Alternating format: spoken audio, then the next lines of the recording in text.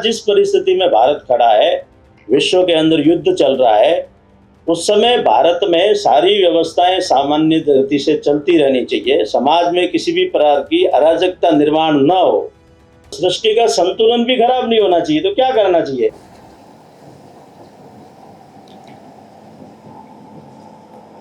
देवऋषि नारद जयंती के इस पावन उपलक्ष्य में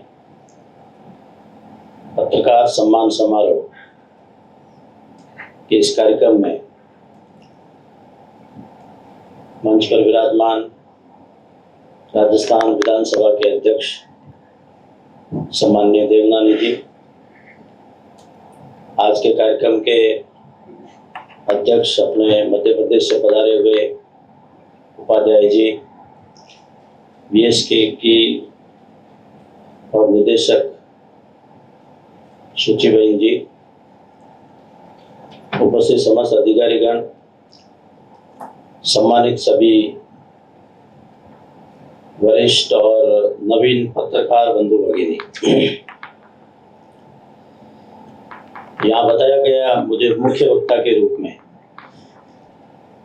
तो आप सबको भी आश्चर्य होगा कि नाम तो किसी और का छपा था। तो मैं शुचि जी को कह रहा था कि आपने मुझे खड़ा तो किया है यहाँ, लेकिन मैं भी एक विनोद की कथा सुनाऊंगा। एक बार क्या था, एक गांव में रामलीला का मंचन हो रहा था। तो रामलीला मंचन में जिस दिन रावण के दरबार में और हनुमान जी का प्रकट होना, ये दृश्य फिल्माया जाना था। तो जो कलाकार हनुमान बनते थे हमेशा, वो बीमार पड़ गए। तो अब जो आयोजक थे उनके तनाव हो गए, क्या किया जाए। तो काफ़ी उनका इलाज वगैरह करवाया, लेकिन उनका बुखार ठीक नहीं हुआ। डॉक्टर भी बुलाए गए।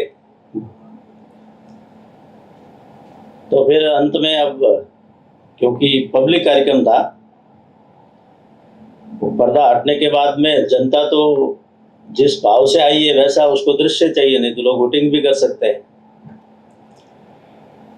तो वो जो आयोजक थे वो बाजार के अंदर निकले। अब हनुमान हर किसी को बना नहीं सकते, लकड़ी पहलवान हनुमान तो बन नहीं सकता। हनुमान जी बनने के लिए जरा थोड़ा तंदुरुस्त भी चाहिए।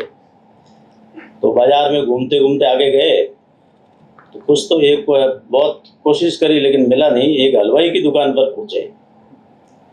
तो हलवाई पता नहीं क्यों मिठाई बनाते हैं, खाते तो कम है लेकिन वो मोटे ही होते हैं ज़्यादातर।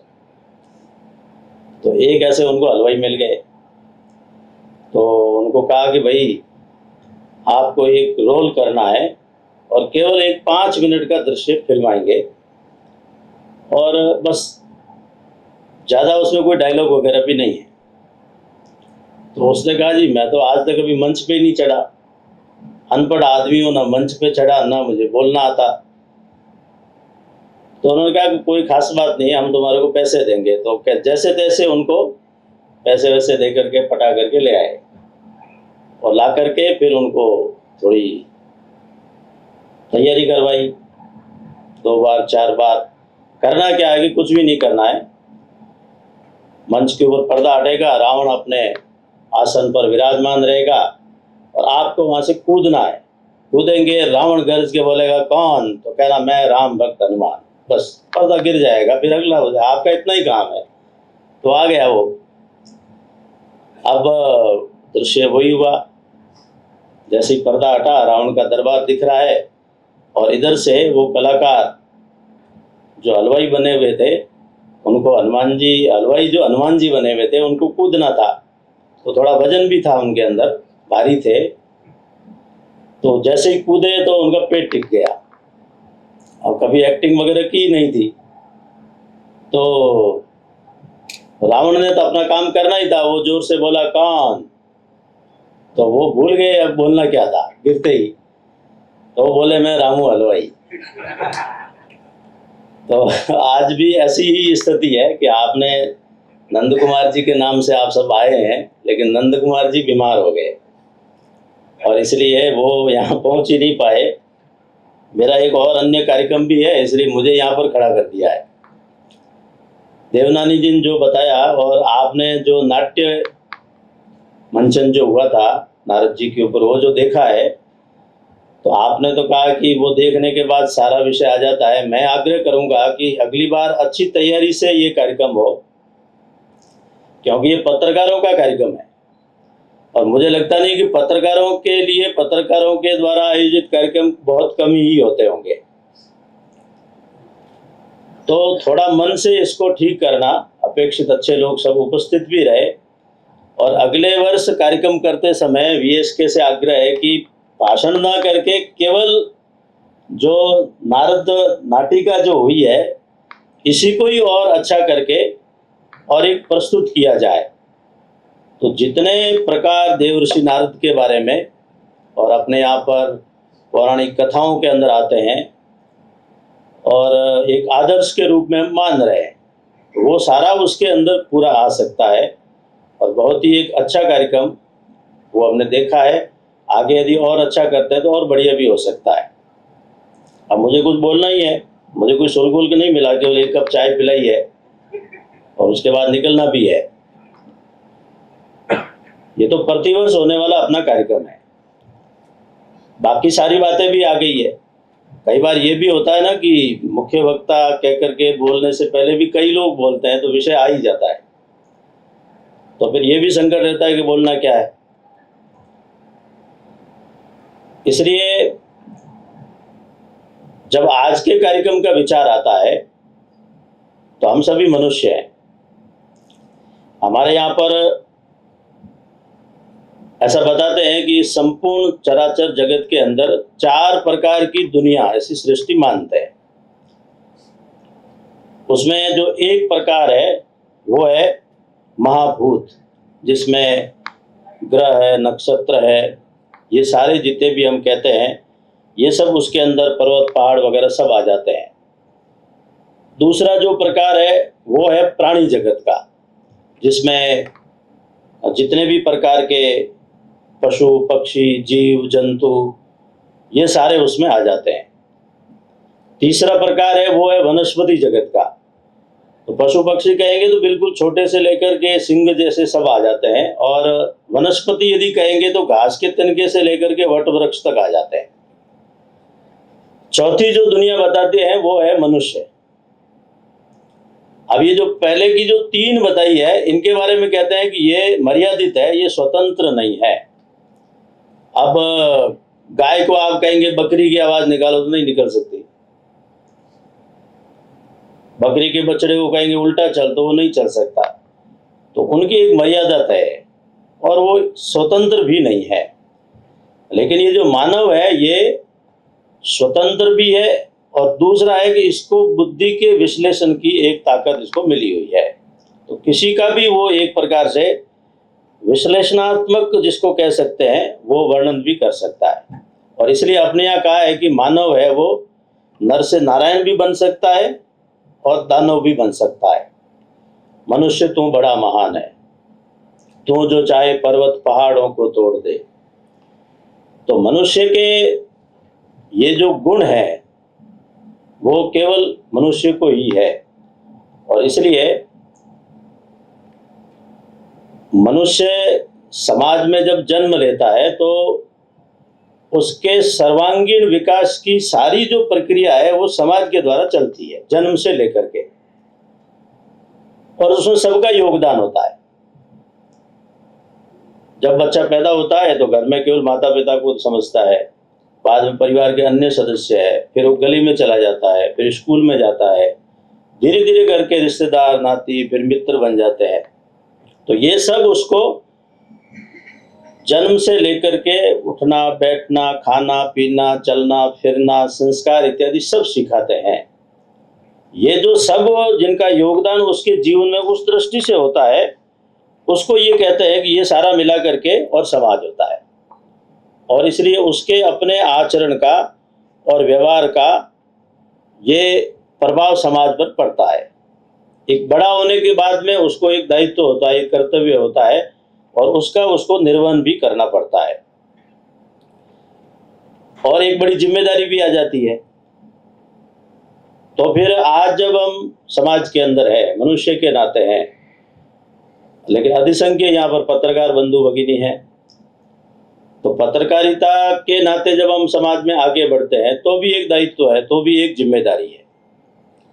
और इसलिए बाकी सब तो जो चलता है हम जानते ही हैं, लेकिन वर्तमान की हम जब परिस्थिति देखेंगे देश और दुनिया में, उस समय पत्रकारिता भी एक धर्म है।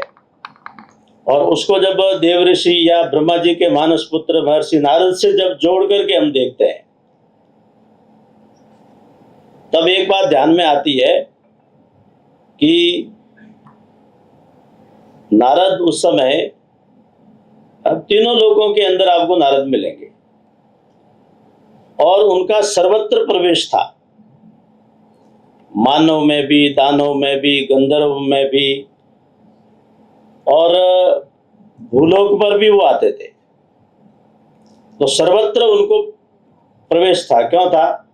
उनकी प्रामाणिकता, उनकी विश्वसनीयता, इसके कारण से कहीं पर भी उनके ऊपर प्रतिबंध नहीं होता। आज भी हम देखते हैं कि पत्रकारों को भी सब जगह प्रवेश होता है। ठीक है, बदली हुई परिस्थिति आज वैसी है, उसमें एक आईडी हमको मिल जाती है, लेकिन पत्रकार को प्रवेश होता है। अभी इस सारे नाट्य में हमने देखा कि कैसी भूमिका और महर्षि नारद उस काल के अंदर और उस दृष्टि से निभाते थे। सबके साथ उनका संवाद भी था। तो इसलिए आज की फिल्मी दुनिया के द्वारा जिस प्रकार हल्कापन उनके चरित्र में जो किया गया, जैसा बताया कि गांव में कोई आदमी चुगलखोर होता है तो कई बार उसको कह देते तो नारद है। तो ऐसी कितनी प्रकार की अपनी परंपराओं की जो मान्यताएं रही है, जो हमारी संस्कृति के वाहक रहे हैं, उनकी मजाक हम ही उड़ाते हैं। आपस में दो कोई आदमी ज्यादा बोलता है तो यार रामायण बंद कर। अब रामायण तो बहुत पवित्र है। किसी घर में झगड़ा हो जाएगा तो क्या कहेंगे, इनके यहाँ तो महाभारत चलता ही रहता है। यानी अपनी परंपराओं, अपनी मान्यताओं में दुनिया के अंदर यदि कोई ऐसे लोग हैं जो उपास उड़ाते हैं, मजाक उड़ाते हैं और इस प्रकार से हल्कापन दिखाते हैं, तो भारत में इस प्रकार की अनेक बातें चलती है। तब जब नारद को लेकर के वीएसके ने कभी आयोजन शुरू किया था तो प्रारंभ में तो उपास ही था, लोग मजाक ही उड़ाते थे। लेकिन आज आवश्यकता है कि हम उन देवऋषि नारद के उस भारत को, उस पत्रकारिता के युग को समझ करके और समाज के अंदर सत्यनिष्ठ खबरें इनको प्रसारित करें। क्योंकि जितने भी अखबार है सबकी एक प्रामाणिकता रहती है। बचना किससे चाहिए? तो जिसको कहते हैं सनसनीखेज बनाने के लिए आजकल ब्रेकिंग न्यूज चलता है, अनेक प्रकार के सोशल मीडिया के प्लेटफॉर्म शुरू हो गए, पॉडकास्ट वगैरह चलते हैं। एक इकोसिस्टम इस प्रकार का बना दिया लोगों ने, और जितने फॉलोअर्स बढ़ सकते हैं तो उसमें क्या हो सकता है, टीआरपी कैसे बढ़ सकती है। कई नेता अनेक प्रकार की बातें बोलते हैं, जब हमको भी उनको पूछते हैं आप ऐसे क्यों बोलते हैं कि हमारी टीआरपी यही है।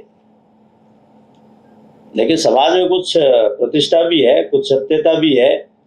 तो इसलिए इन सब बातों को जब लेकर के हम चलेंगे तो देवऋषि नारद का जो जीवन चरित्र है वो हम सबको आज के इस विज्ञान और तकनीक के युग के अंदर भी हम ये नहीं समझें कि अब तो बहुत बदल आ गया, अब आप कौन से उस सतयुग की या त्रेता युग की बातें वगैरह कर रहे हैं।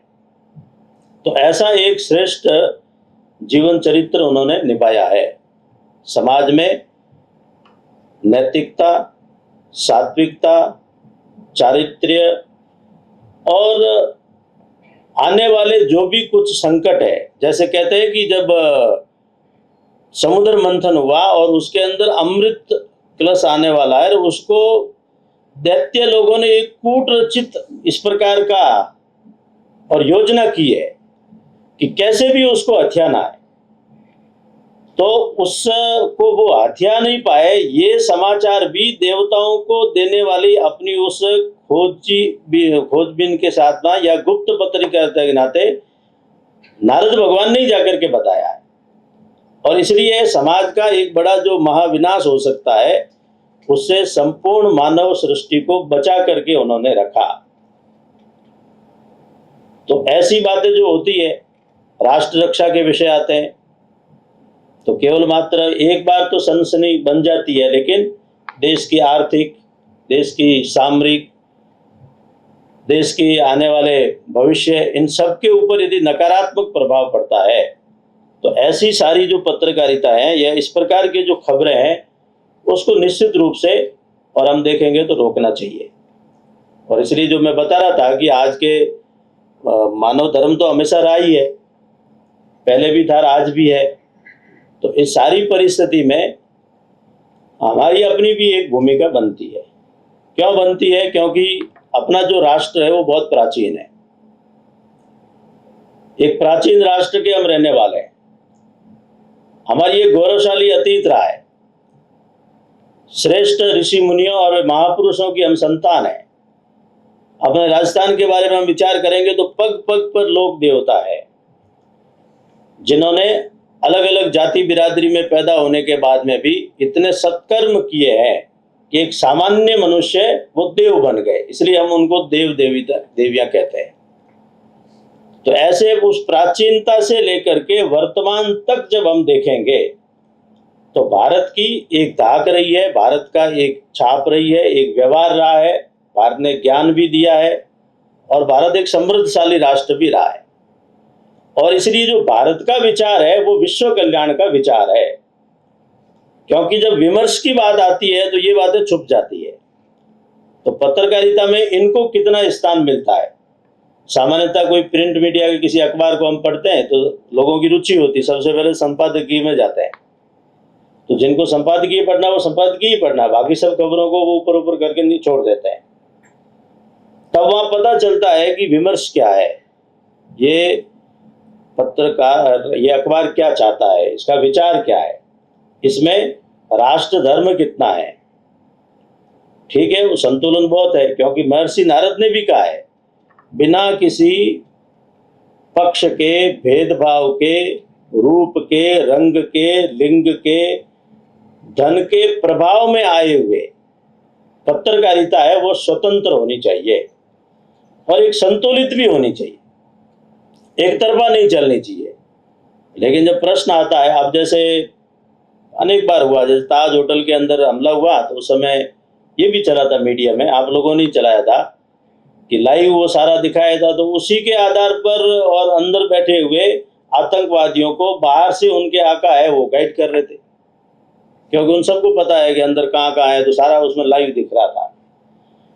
तो ऐसा जब संकट आता तो कितना दिखाना, तो ये भी एक विषय उसमें से आता है। लेकिन जब बात विमर्श की आती है तो अपने उस विरासत को दबाना नहीं, और उसको हम कैसे बचा सकते हैं और कैसे वर्तमान युग में उसको कहा युगानुकूल समाज के सामने रखना, समय के साथ चल करके और उसको स्थापित करना। तो समाज में, क्योंकि जहां तक पत्रकारिता या पत्रकारों का आता है, समाचारों का विषय आता है, तो ये एक प्रकार का प्रशिक्षण भी है, क्योंकि अनेक लोग खबर पढ़ने के आदी है, देखने के आदी है। आजकल आपके यूट्यूबर्स वगैरह बहुत है, यहाँ भी बैठे हैं, 2-4 चेहरे मैं भी जानता हूं, उनको देखता रहता हूं।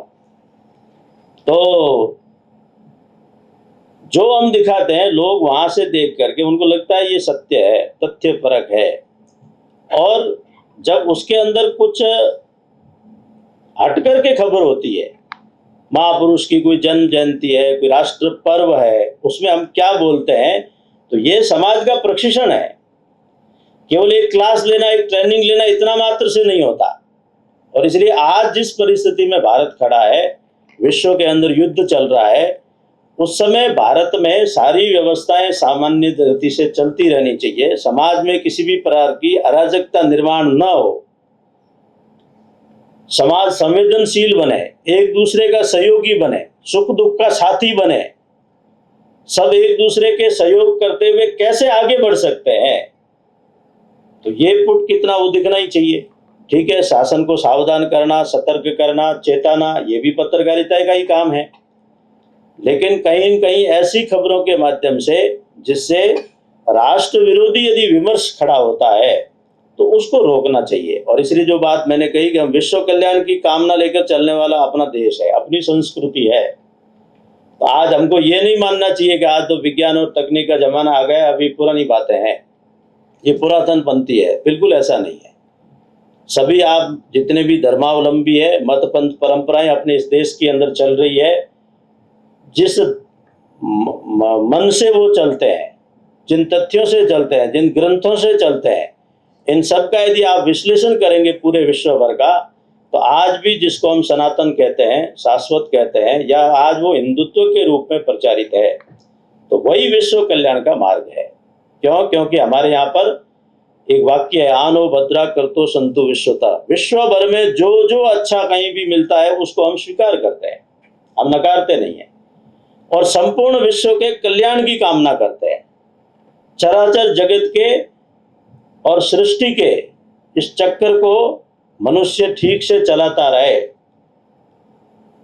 उसकी भावना को लेकर के और अपने जीवन का व्यवहार करते हैं। पर्यावरण पूरक जो जीवन जिसको कह सकते हैं, वो भाव लेकर के चलने वाला है, सबके सुख की कामना करने वाला है।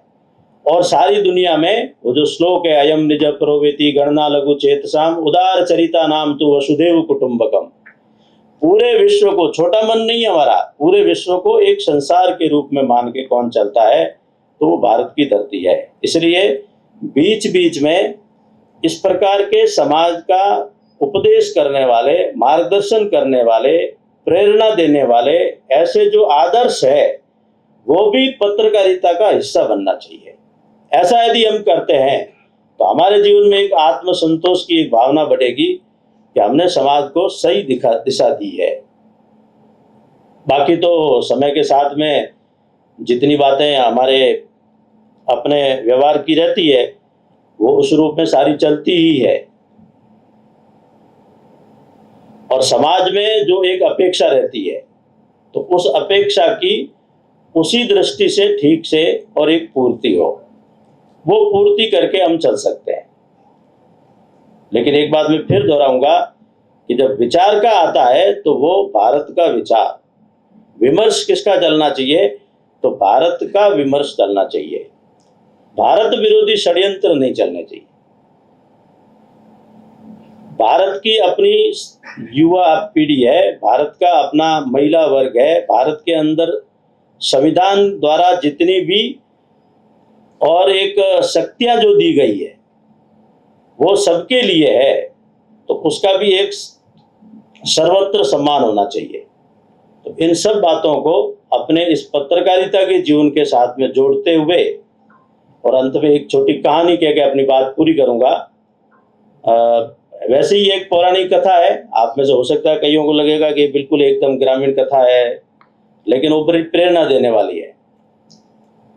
एक बार क्या हुआ कि ये जो आपने एक पक्षी देखा ना, टिटोरी का जोड़ा होता है ना, जो एकदम मैदान के अंदर आजकल कहीं भी आपको मिल जाएगा। अभी अब मेरा यहाँ कार्यक्रम था जयपुरिया के ग्राउंड में महाविद्यालय विद्यार्थियों का, तो बीच में एक थोड़ी सी जगह छोड़ रखी थी। मैंने कहा ये जगह क्यों छोड़ी, वहाँ गण खेल नहीं रहा था, तो मुझे बताया टिटोरी ने अंडे दिए हुए।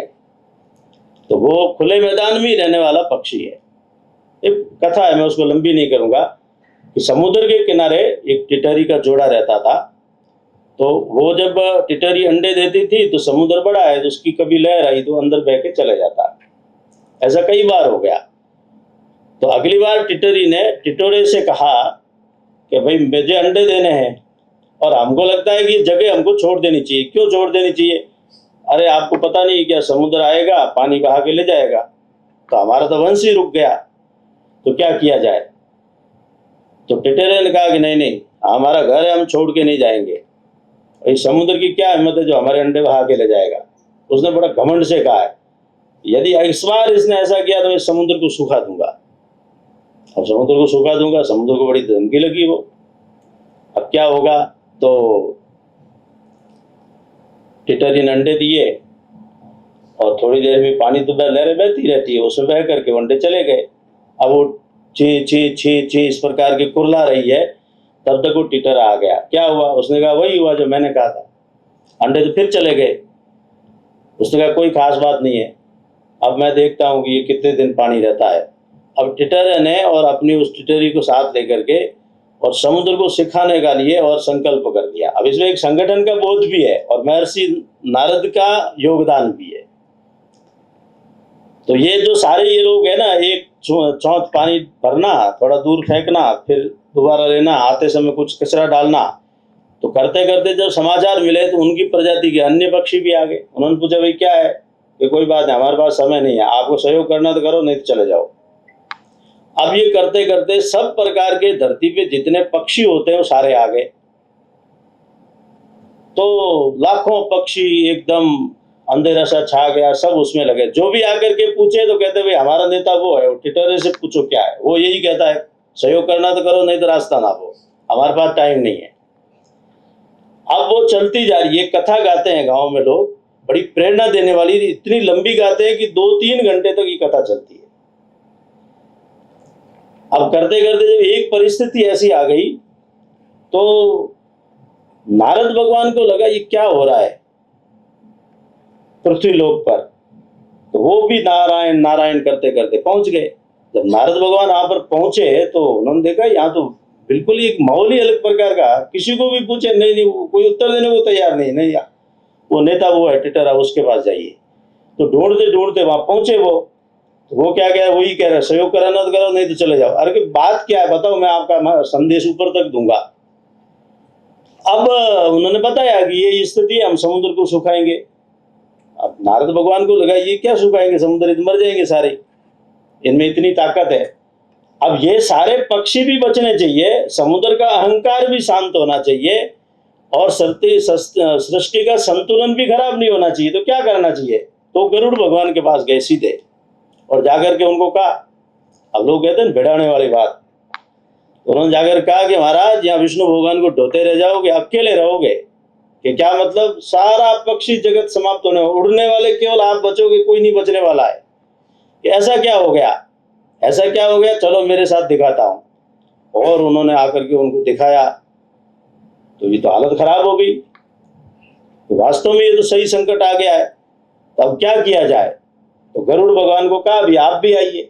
तो हो गए मैं तो आ नहीं सकता, विष्णु भगवान से छुट्टी लेनी पड़ेगी। आप छुट्टी लेने के लिए गए तो विष्णु भगवान ने मना कर दिया, छुट्टी वुट्टी तो मिलती नहीं है, अब पता नहीं कब देश में इमरजेंसी लागू हो जाए।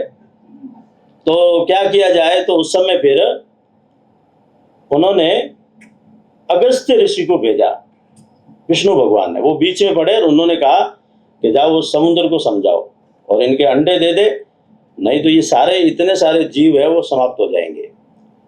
तो महर्षि अगस्त्य ऋषि वहां पर पहुंचे, उन्होंने जाकर के और समुद्र को आवाज दी, आह्वान किया। तो समुद्र देवता बाहर आए, उन्होंने कहा कि देखो ये इतना तुच्छ प्राणी है और इसका अहंकार देखो, 7वें आसमान मैं समुद्र को सुखा दूंगा। अब देख लो ये इतने दिनों से लगे हुए सारे, तब तक कई मर भी गए, घायल भी हो गए। तो उन्होंने उसको समझाया, लेकिन समुद्र देवता मानने को तैयार नहीं थे। तब कहते हैं कि अगस्त्य ऋषि को गुस्सा आया और उन्होंने अंजुलि में भर करके सारा समुद्र पी लिया। एक कविता की पंक्ति है, हम अगस्त्य बंद महासिंधु को अंजुलि में पी जाए, 3 डगों में सृष्टि नाप ले, कालकूट पी जाए।